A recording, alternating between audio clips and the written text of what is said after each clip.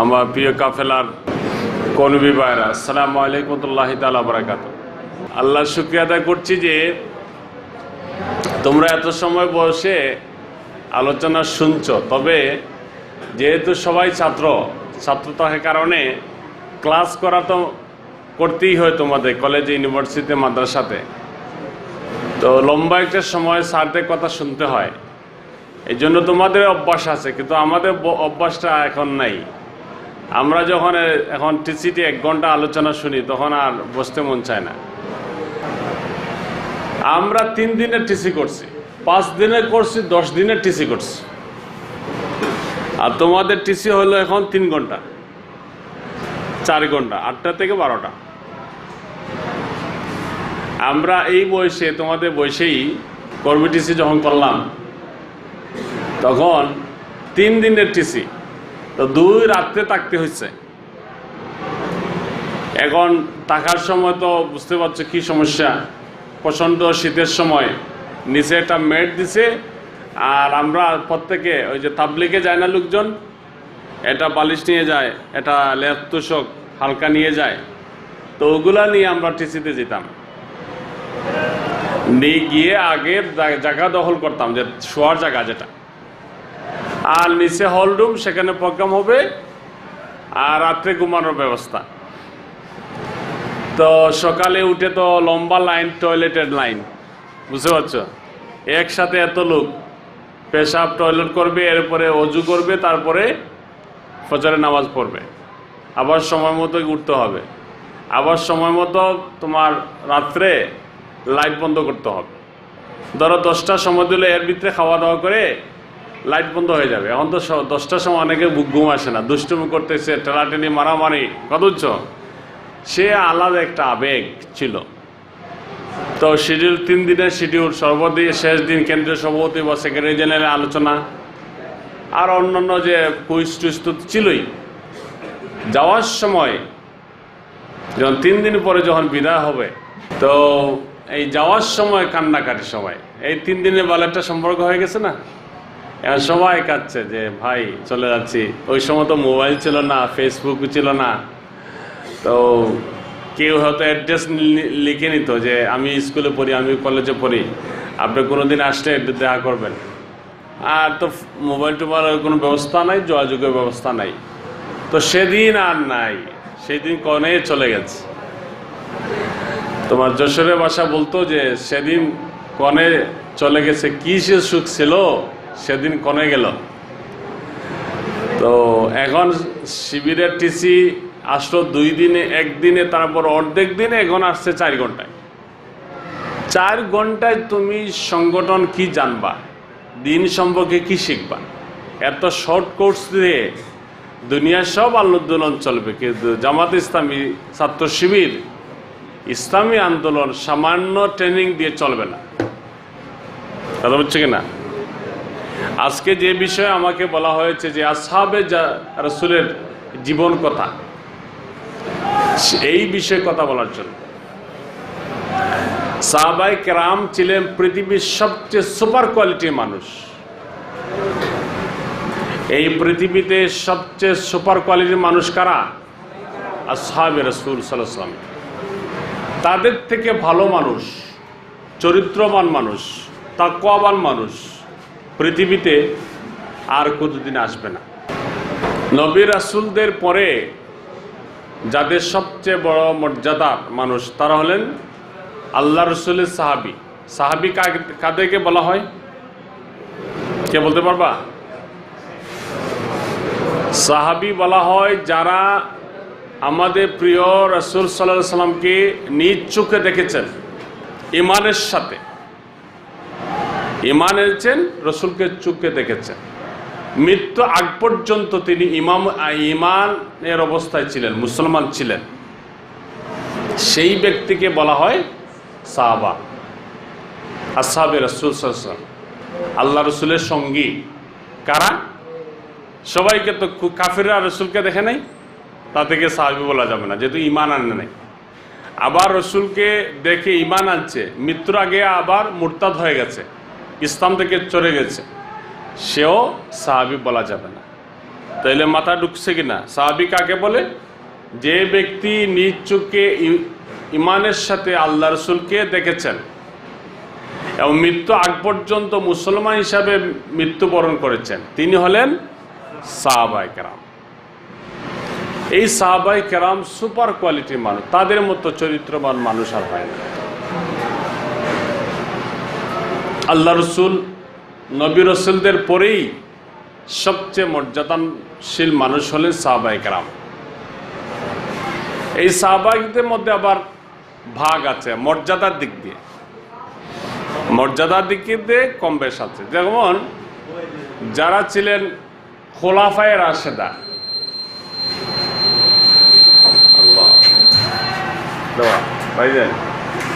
খোলাফায়ে রাশেদা কয়জন? 4 জন।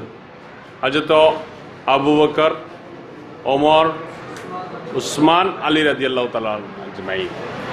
এই 4 জনের মর্যাদা অন্যান্য সাহাবীর উপরে। কথা বুঝছো কিনা? এই 4 জনের মর্যাদা অন্যান্য সাহাবীর উপরে, যেহেতু তারা আমিরুল মুমিনিন ছিলেন, খলিফাতুর রাসূল সাল্লাল্লাহু আলাইহি ওয়াসাল্লাম ছিলেন। এরপরে যারা 10 জন সাহাবী, যাদেরকে আল্লাহ রসুল জীবনদশায় বলছেন তুমি জান্নাতি, সুবহানাল্লাহ। কয়জন সাহাবী? আশারে মুবাশশিরা, 10 জন সুসংবাদ প্রাপ্ত সাহাবী। দুনিয়া জীবিত অবস্থায় তাদেরকে আল্লাহ রসুল কি বলছেন? জান্নাতের সার্টিফিকেট দিয়েছে। এর চেয়ে সৌভাগ্যবান মানুষ পৃথিবীতে আর হতে পারে? আল্লাহ রসুলের মুখ দিয়ে বলতেছেন তুমি জান্নাতি। তাদের মর্যাদা অনেক উপরে। এরপরে হলো আহলে বাইত, আল্লাহ রসুলের পরিবার পরিজন। হযরত ফাতেমা রাদিয়াল্লাহু তাআলা আনহা, আলী, হাসান, হুসাইন, তাদেরকে আহলে বাইত বলা হয়। তাদের মর্যাদা অন্যান্য সাহাবী থেকে বেশি। এরপরে আহলে বদর, খুব খেয়াল করে শুনতে হবে। আহলে বদর, বদর যুদ্ধে যে সাহাবী যুদ্ধ করেছিলেন, বদর যুদ্ধটা ইসলামের প্রথম যুদ্ধ, জানা আছে তো? এই যুদ্ধটা ছিল কঠিন যুদ্ধ। কেমন যুদ্ধ? কঠিন, মানে ছেলে বাপের সাথে যুদ্ধ, ভাই ভাইয়ের সাথে যুদ্ধ, এক ভাই কাফের, এক ভাই মুসলমান। কথা বলছো কিনা? কত কঠিন। বাপ কাফের, ছেলে মুসলমান, বাপের সাথে ছেলের যুদ্ধ, চাচার সাথে ভাতিজার যুদ্ধ, মামার সাথে বাগনার যুদ্ধ, মুখোমুখি। অল্প কিছু সাহাবী নিয়ে আল্লাহ রাসূল সেই যুদ্ধ করলেন। সেই যুদ্ধে যারা জীবন বাজি রেখে যুদ্ধ করেছিলেন, আল্লাহ রাসূল বললেন এই সাহাবীদের মর্যাদা অনেক বেশি। কিভাবে? আজকের যুগে যারা তোমরা শিবির করছো, এত পেশার, এত কিছু পরে, এত অপপ্রচার, এত জুলুম, নির্যাতন, ফাঁসি, তো এই যুগে এই সময় যারা ছাত্র শিবির করছো, তোমরা এত কষ্ট করার পরেও তোমাদের মর্যাদা, আমি বিশ্বাস করি ছাত্র শিবির যখন 20-30 বছর পরে এই ছাত্র শিবির নিয়ে আলোচনা হবে, তখন বলা হবে 2008 থেকে 2017-18 পর্যন্ত ছাত্র শিবির কারা করেছিল, হাত তুলো। তোমরা তো কিন্তু তখন হাত তুলবা যে আমরা এই সময় ছাত্র শিবির হাল ধরেছিলাম। আলহামদুলিল্লাহ, আলহামদুলিল্লাহ বলো যে ভালো সময় আমরা ছাত্র শিবির করছি। কঠিন সময়, সুসময়ে ছাত্র শিবির আর দুঃসময়ে ছাত্র শিবির পার্থক্য আছে না? এখন কষ্ট করে যে ছাত্র শিবির করে রিপোর্ট রেখে মান উন্নয়ন করছে, আর ভালো সময় ছাত্র শিবির, ভালো সময় বলতে কি বুঝছো? এখন ছাত্র শিবির যারা করে তারা ওই যে বদর যুদ্ধের সাহাবী যে মর্যাদা সারা জীবন কিয়ামত পর্যন্ত আলোচনা হবে, বদর যুদ্ধে কোন কোন সাহাবী যুদ্ধ করেছিলেন, তাদের মর্যাদা সবার উপরে। ইনশাআল্লাহ আজকে ছাত্র শিবিরের মর্যাদা সেভাবে হবে।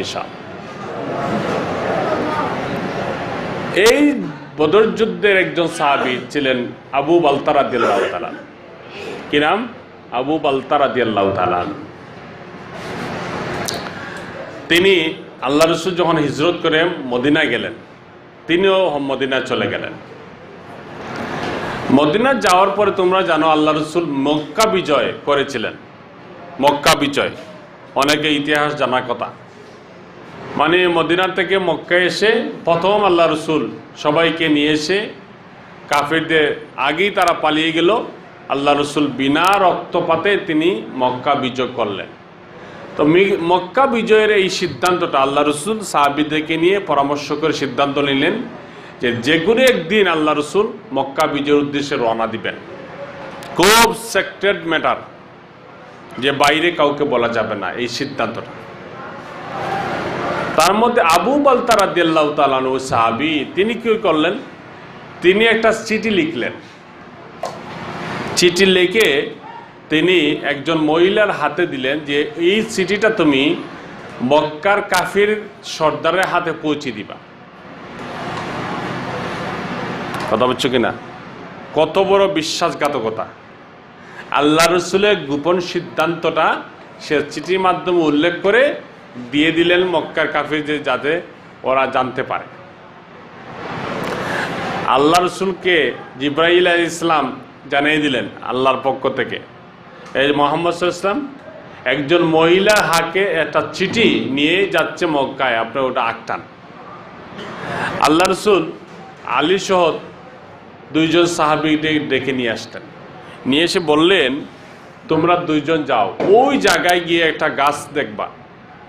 এটা জায়গার নাম বললেন যে এখানে গিয়ে দেখবা একটা মহিলা মক্কার উদ্দেশ্যে যাচ্ছে, তোমরা মহিলাকে গিয়ে আটকাবা, আটকিয়ে তার কাছে একটা চিঠি আছে, ওই চিঠিটা উদ্ধার করবা।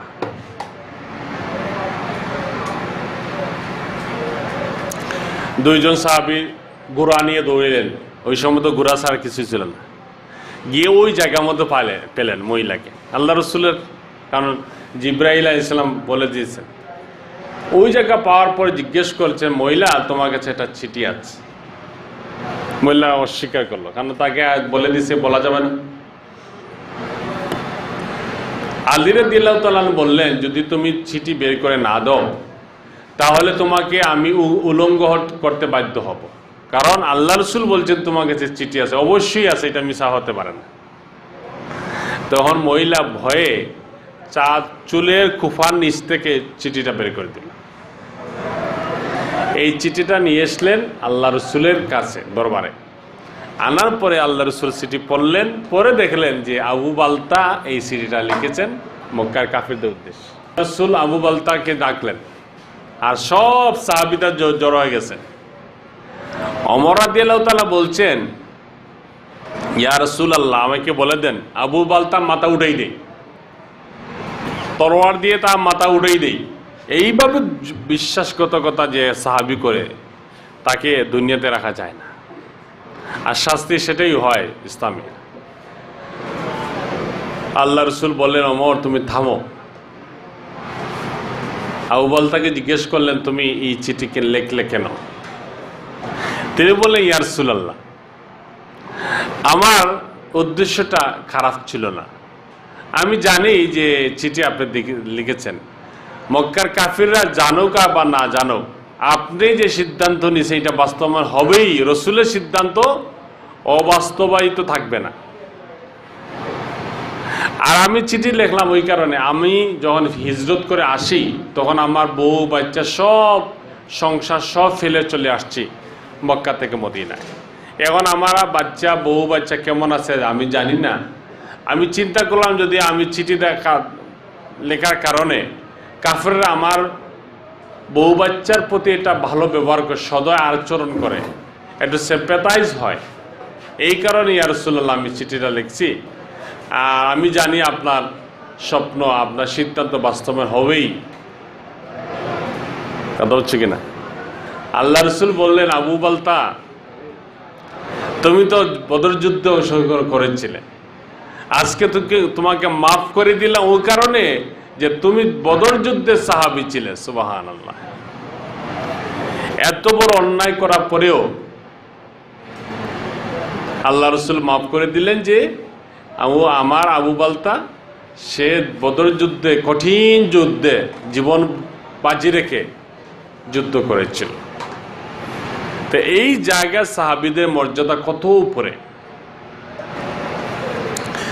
আল্লাহ রসুলের স্পষ্ট হাদিস যে সাহাবায়ে কেরাম কে যে কষ্ট দেয় সে আমাকে কষ্ট দেয়, আমার রসুলকে যারা মহব্বত করে সে আমাকে মহব্বত করে। আমার সাহাবীদের জন্য যদি কেউ তার সমালোচনা করে, তাকে কষ্ট দেয়, আমি কষ্ট পাই। আমি কষ্ট পাওয়ার মানে আল্লাহ অসন্তুষ্ট হন। এই জন্য সাহাবায়ে কেরামের কোনো বিষয়ে নেগেটিভ কোনো আলোচনা করা যাবে না। অন্য একটা হাদিস আসছে যে as-সাহাবী কান-নুজুম, আমার সাহাবীরা হলো আকাশে ধ্রুবতারার সমতুল্য মতো। কেউ যদি কোনো সাহাবীকে অনুসরণ করে তাহলে সে একটা পথ খুঁজতে পারে। একটা সময় ছিল যখন মানুষ নাবিক জাহাজ পরিচালনা করত, তার পূর্ব পশ্চিম উত্তর দক্ষিণ দিক ঠিক করত আকাশের এই 7 তারা 5 তারা দেখে, ধ্রুবতারা দেখে। ওই সময় কম্পাস ছিল না। এখন তো মানুষ যে কোনো দিকে তার দিক ঠিক করতে পারে। তো আল্লাহ রসুলের হাদিস হলো যে আমার কোনো সাহাবী যে কেউ যদি অনুসরণ করে তাহলে তারা একটা রাস্তা খুঁজে পান। প্রিয় ভাইয়েরা আমার, এই সাহাবায়ে কেরাম ছিলেন দিন প্রতিষ্ঠার কাজে সব সময় তারা পাগল পাড়া ছিলেন। তারা জিহাদ ফি সাবিলিল্লাহ, আল্লাহ রাস্তায় জিহাদ করার এই তামান্নাটা সব সময় মনে রাখতেন। তোমরা জানো ইসলামের সবচেয়ে বেশি যুদ্ধে যিনি সেনাবাহিনীর দায়িত্ব পালন করেছিলেন খালেদ বিন ওয়ালিদ রাদিয়াল্লাহু তাআলা সবসময় দোয়া করতেন আল্লাহর কাছে যে আল্লাহ তুমি আমাকে শাহাদাতের মৃত্যু দাও। একটা যুদ্ধে 8টা তরবারি ভেঙেছেন, কিন্তু তিনি শহীদ হতে পারেন নাই। শহীদ আল্লাহ যাকে পছন্দ করেন তাকে শহীদ বানান। আবার আল্লাহ রসুল বলছে যে কেউ যদি জিহাদ করে,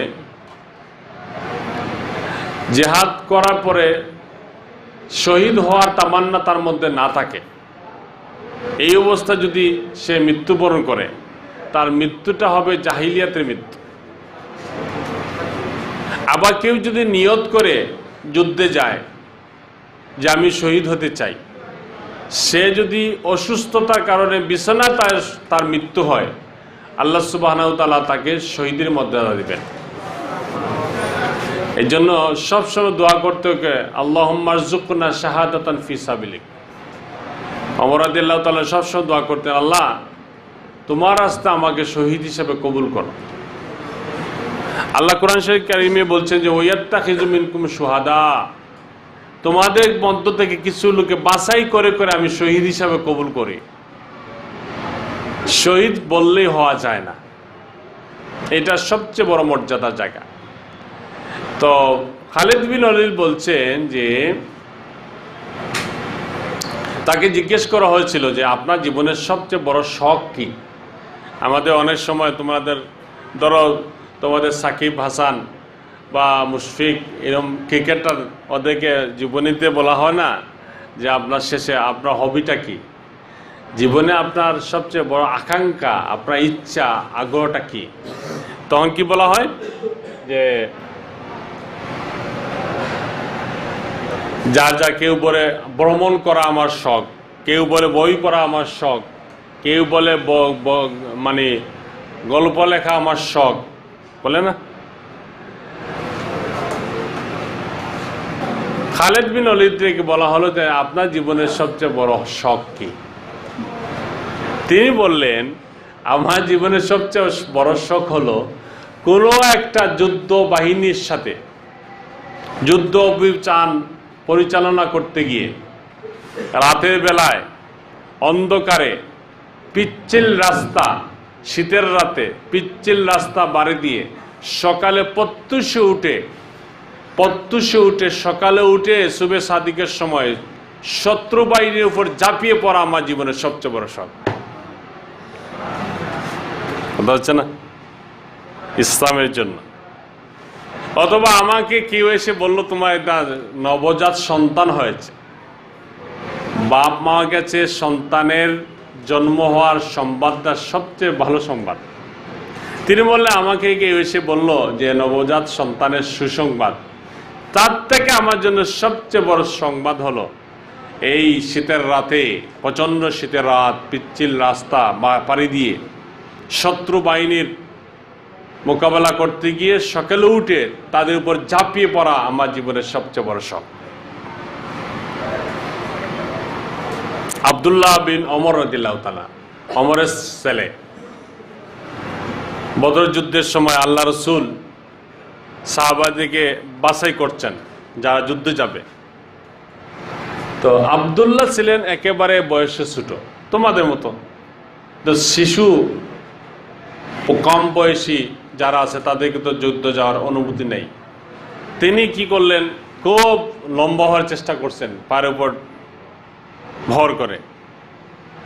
রসুলকে বলছি, ইয়া রাসূলুল্লাহ, আমাকে যুদ্ধে যেতে দিতে হবে, অনুমতি দিতে হবে।